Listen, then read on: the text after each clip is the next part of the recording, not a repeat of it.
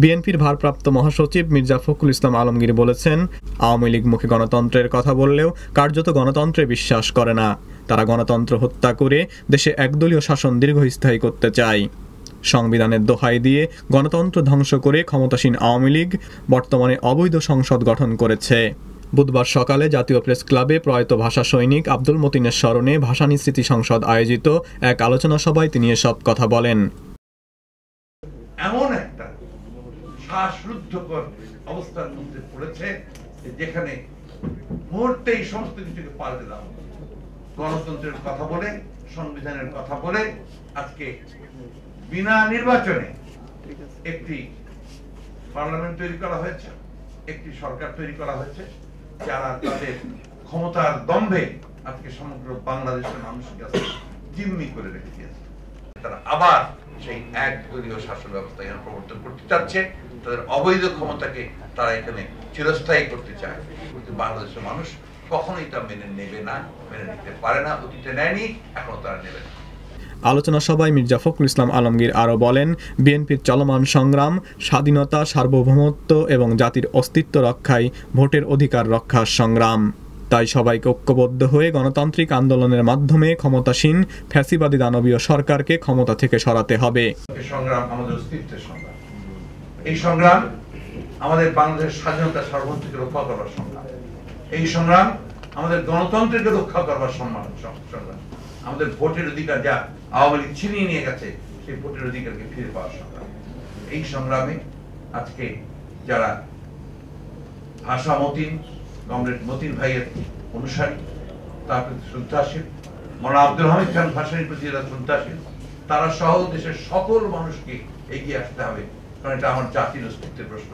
এগিয়ে এসে আমরা একটি গণতান্ত্রিক আন্দোলনের মধ্য দিয়ে এই যে ফ্যাসিস্ট এবং স্বৈরাচারী সরকার দানবের মতো চেপে বসেছে বাংলাদেশের উপরে, তাকে সরাতে হবে। সাবেক উপপ্রধানমন্ত্রী ও বিএনপির ভাইস চেয়ারম্যান শাহ মোয়াজ্জেম হোসেন বলেছেন, ক্ষমতাসীন আওয়ামী লীগ সরকার গণতন্ত্রকে নিশ্চিহ্ন করে একদলীয় শাসন ব্যবস্থা কায়েমের জন্য সারা দেশে যে বিচার বহির্ভূত গুম খুন চালিয়ে যাচ্ছে তার একটা ঘটনারও বিচার হয়নি। কিন্তু সকল অপকর্মের জন্য বর্তমান প্রধানমন্ত্রীকে অবশ্যই একদিন হুকুমের আসামি হয়ে বিচারের কাঠগড়ায় দাঁড়াতে হবে।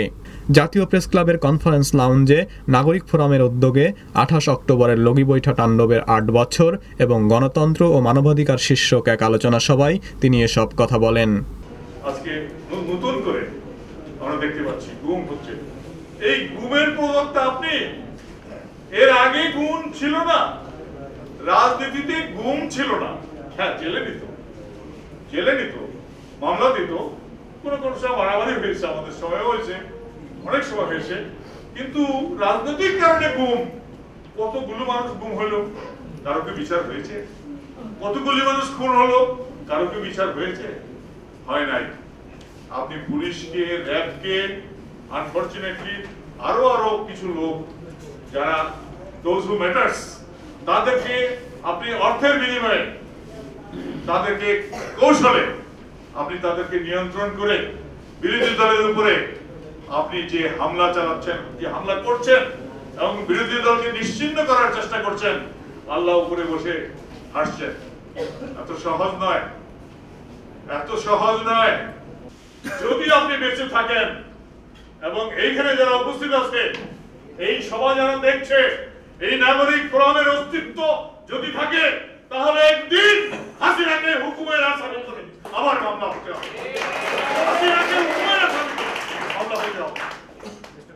বর্তমান সরকারের নানা বিতর্কিত কর্মকাণ্ডের সমালোচনা করে একই অনুষ্ঠানে সাবেক বিরোধী দলীয় চিফ হুইপ জয়নুল আবদিন ফারুক বলেন,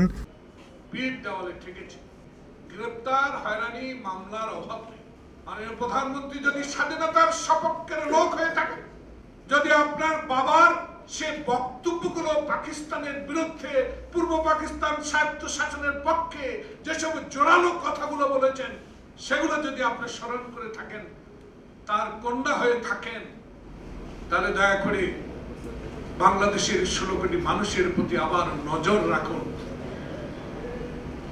গণতন্ত্রকে সুরক্ষা করে সকল দলের গ্রহণযোগ্য একটি নির্বাচনের ব্যবস্থা করুন, তাহলে মানবাধিকার লঙ্ঘন হবে না, মানবাধিকার রক্ষা